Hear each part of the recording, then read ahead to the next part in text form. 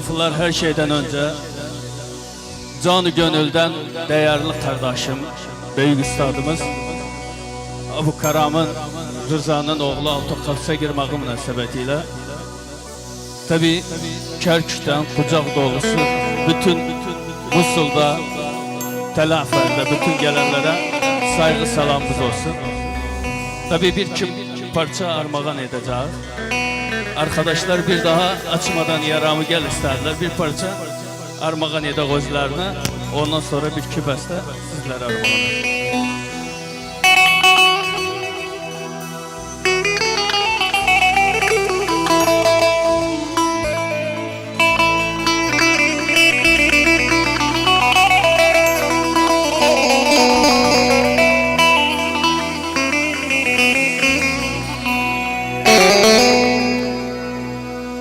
Açmadan yaramı gel,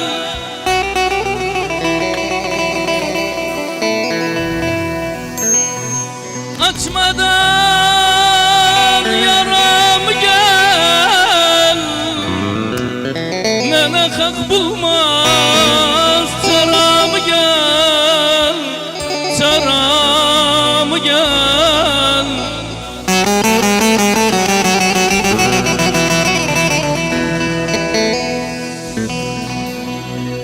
Vallahi aşkıdan derde düştü,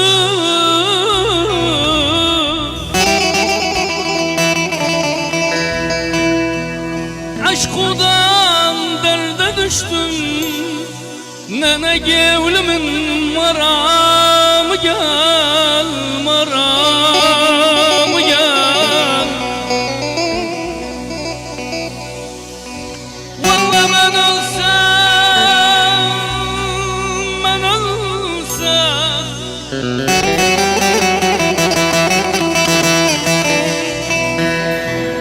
vallahi ben ölsem sana vasiyet,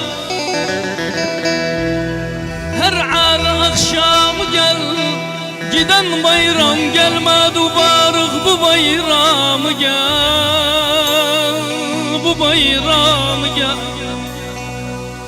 Vallahi giden bayram gelmedi,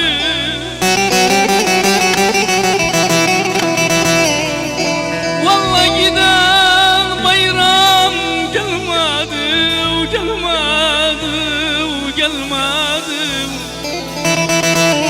Nene barık bu bayram gel, bu bayram gel, ah bu bayram gel.